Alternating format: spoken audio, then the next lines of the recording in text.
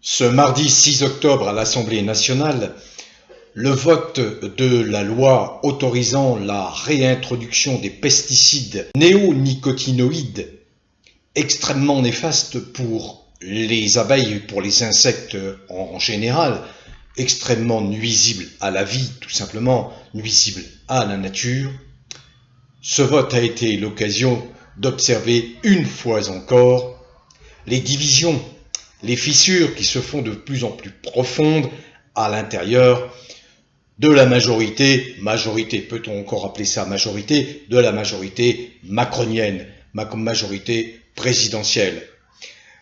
J'en veux pour preuve la façon dont se sont comportés ces députés qui sont censés soutenir l'action d'un président de la République de plus en plus contesté, de plus en plus marginal, un chef d'État totalement incompétent, immature, totalement à côté de ses obligations, à côté de ce que devrait être un véritable guide dans une nation, c'est-à-dire quelqu'un qui, voulant coûte que coûte, sans cesse, à tout moment, soutenir les intérêts de ceux qui l'ont porté au pouvoir, ne fait que prendre des lois qui n'ont jamais été demandées par la majorité de la population. Alors c'est assez cocasse de voir, et même triste pour elle, la nouvelle ministre de l'écologie, Barbara Pompili, qui en 2016 se réjouissait, se félicitait sous l'ère Hollande de l'interdiction de ces néonicotinoïdes, voir que c'est elle qui maintenant a porté ce projet de réintroduction de ces pesticides qui vont causer un mal extraordinairement profond à l'écosystème, surtout aux abeilles. Or, vous savez, en 30 ans, on estime que 80% des insectes ont disparu en Europe, ce qui est absolument dramatique et il y a lieu quand même de s'inquiéter. Mais je retiens donc que, effectivement, ce vote à propos de la réintroduction de ce pesticide a donné lieu à nouveau à des bagarres internes, pas que chez la République en marche, également dans d'autres partis, mais là c'est beaucoup plus apparent, parce qu'il y a également des bagarres internes à l'intérieur des alliés, c'est-à-dire du MODEM, où là les députés se sont divisés. Mais on n'en est qu'au début, je vous l'explique, depuis au moins un an, on n'en est qu'au début de l'effondrement complet de la République en marche qui, dès l'origine, est une coquille vide. Je donne encore un exemple. Le député du Médoc, Benoît Simian, a décidé, lui, de quitter la République en marche. C'était 2 jours après, c'est-à-dire le 8 octobre. Autre remarque que je voudrais faire aujourd'hui, une remarque qui veut mettre en exergue l'anomalie du fonctionnement du Parlement, de la Chambre des députés. Bien, je comprends bien que ce ne sont pas les députés qui sont maîtres de l'ordre du jour, mais enfin, ils peuvent toujours faire des propositions de loi, lesquelles peuvent quelquefois trouver l'agrément des commissions, surtout l'agrément de la majorité. Mais il n'empêche, c'est tout à fait quand même scandaleux, je l'ai dit, je l'ai répété, je l'ai écrit, que des gens qui détiennent un mandat et qui coûtent individuellement, je ne dis pas que c'est la somme qu'ils empochent à la fin du mois, mais qui coûtent aux contribuables individuellement 25 000 € par mois. Quelqu'un qui est au RSA peut prétendre généreusement à 450, 500 € par mois. Mais qu'est-ce que cette démesure dans l'injustice sociale, dans l'injustice des revenus? Qu'est-ce que c'est que ça? Et ces gens-là, qui nous coûtent 25 000 € par mois, ils empochent en gros net 11-12 000 € chaque député. Lorsqu'il s'agit de voter une loi autorisant le reconfinement, ils ne sont que 26 à voter cette loi sur 47 ou 46 présents seulement, alors que la Chambre des députés compte 577 membres, 577 députés. Imaginez un petit peu, seuls 46 présents, et le reconfinement est décidé, voté par 26 seulement. Mais c'est une honte, c'est le grand scandale de cette république bananière qui est absolument insupportable. C'est une honte absolue. 26 votent le reconfinement pour 6 mois jusqu'au 1er avril. J'ai expliqué dans ma précédente vidéo à quoi joue Macron. Macron veut tendre un piège aux Français, il veut les empêcher de bouger, il veut les maintenir dans une espèce de sidération jusqu'à l'élection présidentielle en 2022. Et rien de tel que le confinement, l'état d'urgence qui permet à la milice, puisque la police est devenue une milice au service exclusif du tyran Macron, qui permet à la milice de distribuer des amendes totalement illégales de 135 € parce que vous n'allez pas porter le masque, un masque de surcroît qui est extrêmement néfaste pour la santé. Toutes les études scientifiques sérieuses le montrent. Toutes les études scientifiques le montrent.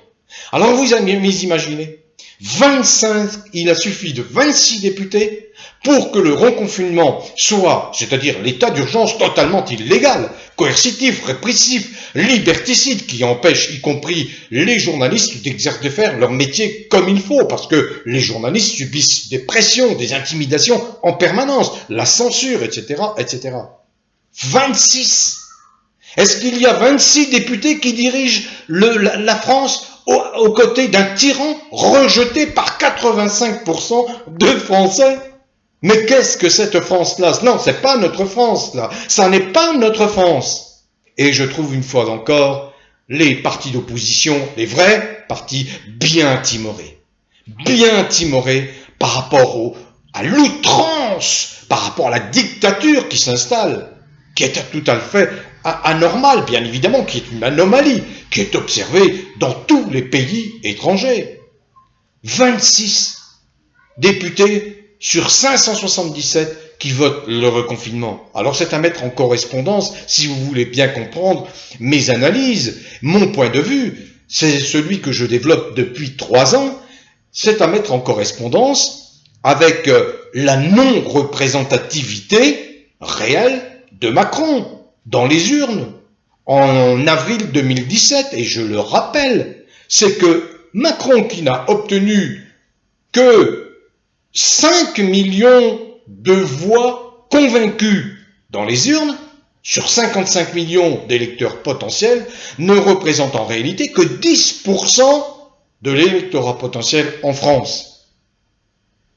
Voilà où le bât blesse, voilà où ça ne va décidément pas du tout dans notre pays, dans le pays de Voltaire, dans le pays de Rousseau, dans le pays des Lumières. Ça ne va pas du tout. Alors, Le Monde, le journal Le Monde, qu'on ne peut pas soupçonner d'être un journal qui gratte la Macronie, on peut dire que Le Monde flatte plutôt dans le sens du poil le pouvoir en place.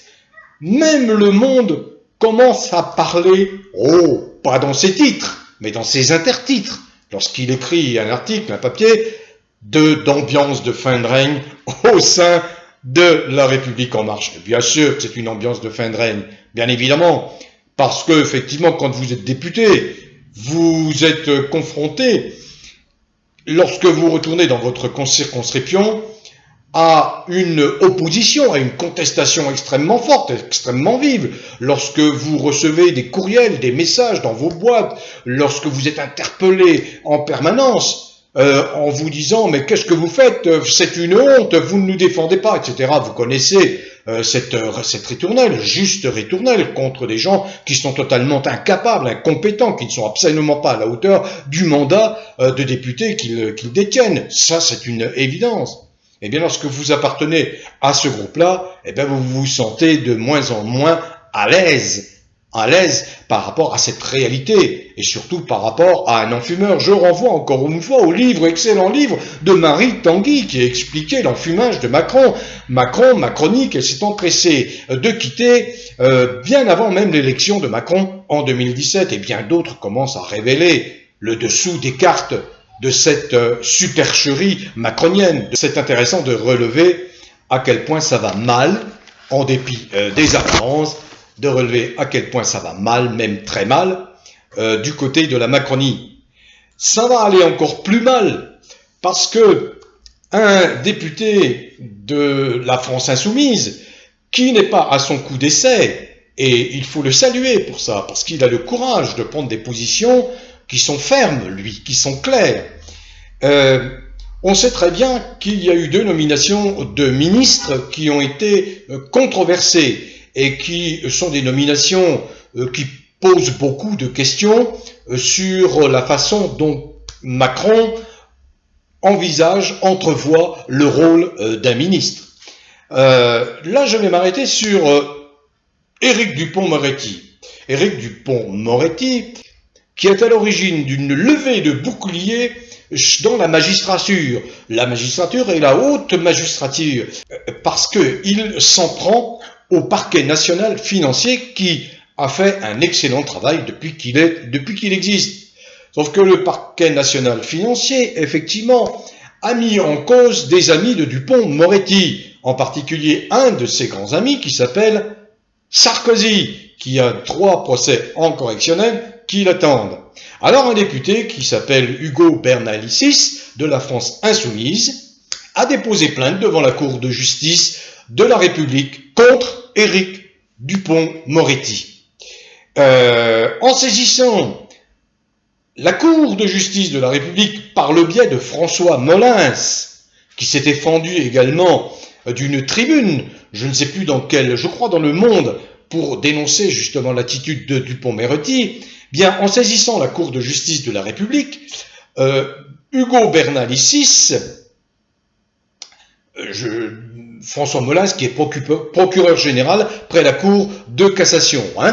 Bon, en saisissant donc la Cour de justice au fin d'engager la responsabilité d'Éric Dupond-Moretti, qui est garde des Sceaux, eh bien, Hugo Bernalicis veut mettre en évidence des délits de prise illégale d'intérêt et d'intimidation de magistrats. Ce qui est grave.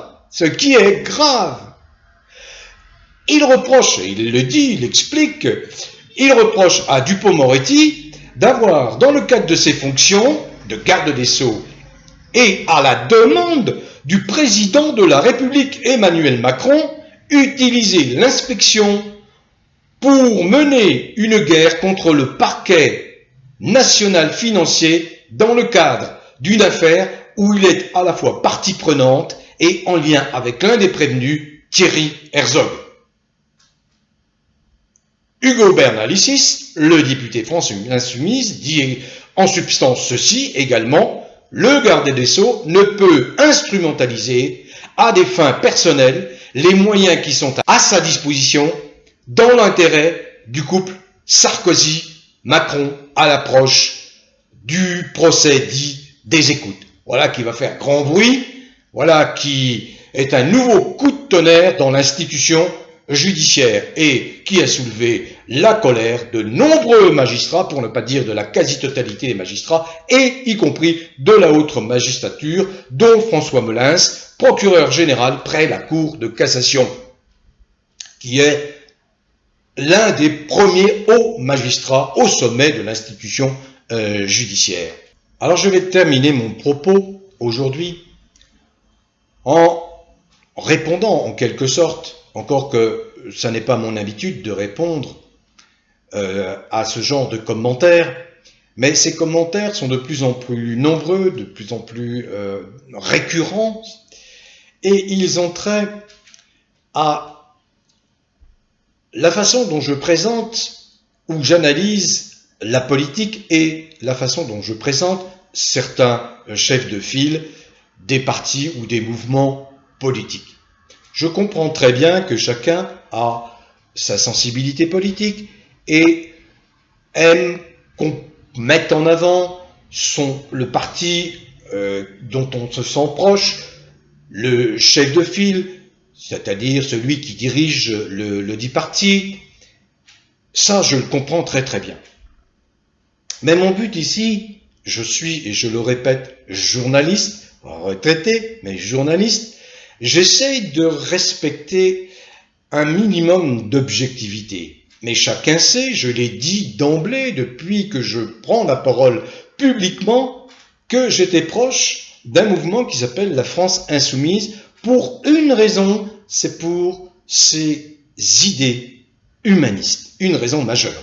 Et ensuite, parce que, contrairement à beaucoup qui critiquent ce mouvement, je dis contrairement à beaucoup parce que je le constate, j'ai étudié leur programme en 2017, le programme L'Avenir en commun, celui qui effectivement envisage le passage à une sixième république, ce que demande maintenant une majorité de Français.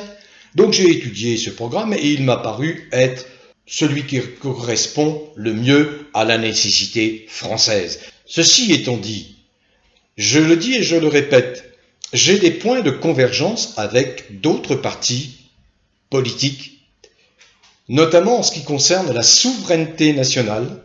Je suis pour la sortie de l'Union européenne, je suis pour le Frexit, je suis pour qu'on suive l'exemple des Britanniques qui ont quitté l'Union européenne. Cette Union européenne nous a conduits dans l'abîme.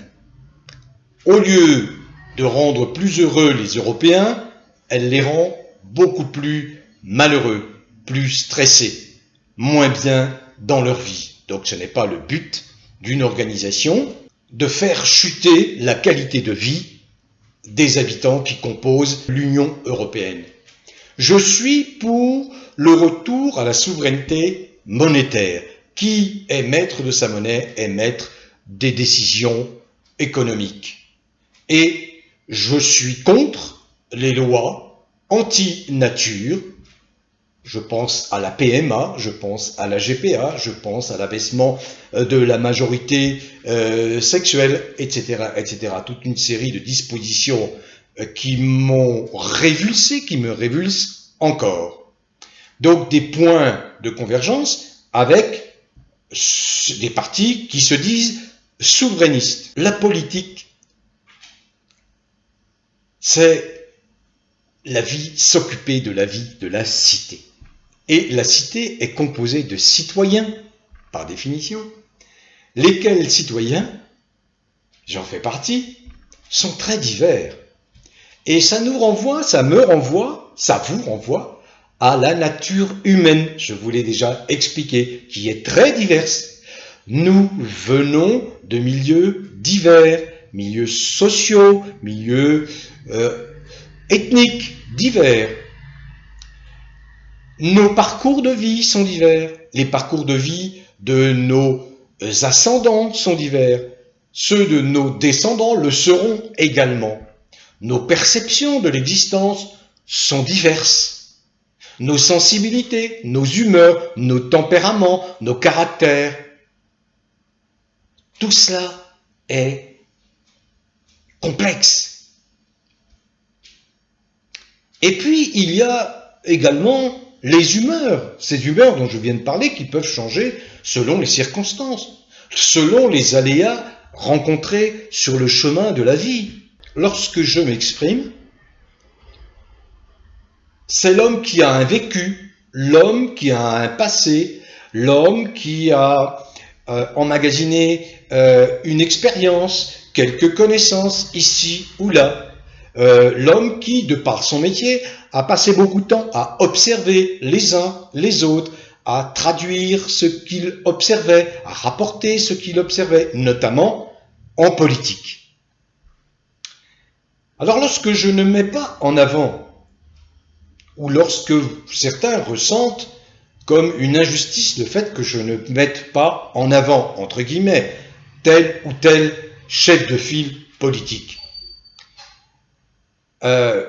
et qu'ils le regrettent, qu'ils pensent qu'il s'agit de ma part d'une forme d'ostracisme. Eh bien, il se trompe, vous vous trompez. Mais je ne suis pas là. Et je ne le fais pas trop pour, y compris ceux dont je suis proche, à qui j'envoie, et j'ai envoyé, pour ceux qui me suivent depuis le début, bien souvent des reproches extrêmement sévères. Notamment, par exemple, je reproche à la France insoumise de ne pas avoir rejoint Asselineau pour engager la destitution de Macron. C'est un reproche très dur, très sévère, et je le fais. Mais là, personne ne souligne. Donc je sais qui sont les vrais opposants à Macron. Je les observe. J'ai souvent parlé, contrairement à ce que d'aucuns prétendent, de l'UPR et d'Asselineau, et de la façon dont il est ostracisé par les médias. J'en ai beaucoup parlé. Il m'est arrivé de parler des Patriotes, de Florian Philippot, mais c'est un jeune parti qui s'est extrait de ce qui s'appelait encore à l'époque le Front National. Je sais qu'il contribue à éclairer sur les outrances macroniennes, et il le fait avec beaucoup de clarté. C'est un souverainiste. Je sais qu'il y a aussi Dupont-Aignan de Debout la France, avec qui je partage certains points de vue, mais avec qui je suis en opposition ferme sur d'autres. Je ne partage pas cette façon d'emboîter le pas de la ruse macronienne qui détourne l'attention, qui fait diversion en faisant croire que la France est à feu et à sang à cause du corporatisme, à cause de phénomènes religieux, ce qui est totalement faux. C'est vouloir en permanence jeter de l'huile sur un feu qui n'est pas allumé, contrairement à ce que on tente, certains tentent de répandre. Il faut jouer sur la carte de la concorde et du bien-être, et ne pas se laisser entraîner dans de fausses divisions, de fausses querelles. Ça me hérisse le poil, ça me hérisse les cheveux quand j'entends l'outrance qui s'attache à stigmatiser certaines religions, quelles qu'elles soient. Je défends en permanence la laïcité, qui est justement une garantie pour toutes les religions d'être vécues dans la paix et le respect des autres. Je ne vois pas où est le problème, sauf à tomber dans le piège qui est en permanence tendu par Macron, de faire diversion, de dresser un rideau de fumée sur les vrais problèmes. Or, les vrais problèmes, c'est quoi? C'est le manque d'argent, c'est une fausse crise sanitaire, c'est la contrainte, c'est les lois liberticides, c'est les lois régressives, c'est la perte des droits sociaux, etc. C'est ça les vrais. Je ne tolère pas, sur les fils des commentaires, il y a en moyenne, je vous l'ai expliqué, j'ai publié depuis 2 ans, bien que seule une petite partie soit en ligne, plus de 420 vidéos en moins de 2 ans. Et je n'accepte pas dans les commentaires que certains déversent leur haine de l'autre. Jamais. Je ne l'accepte pas. Je n'accepte pas les injures. Je n'accepte pas l'injustice. Je n'accepte pas les mensonges. Je suis bien placé pour connaître les uns et les autres des chefs de file des partis politiques. Lorsque l'un ou l'autre est attaqué, alors que c'est manifestement de la calomnie, de l'injure, je n'accepte pas. C'est pratiquement toujours le même homme qui reçoit les attaques les plus virulentes, les plus abjectes, les plus sournoises, les plus infâmes, sans aucune justification, puisque je connais le personnage, pas forcément personnellement, mais je connais tous les personnages politiques, je sais qui ils sont. Bien sûr, une vérité peut m'échapper, bien sûr, ils peuvent toujours masquer une partie de leur existence, mais globalement, je connais bien. Et ce personnage qui est sans cesse attaqué injustement, c'est M. Mélenchon.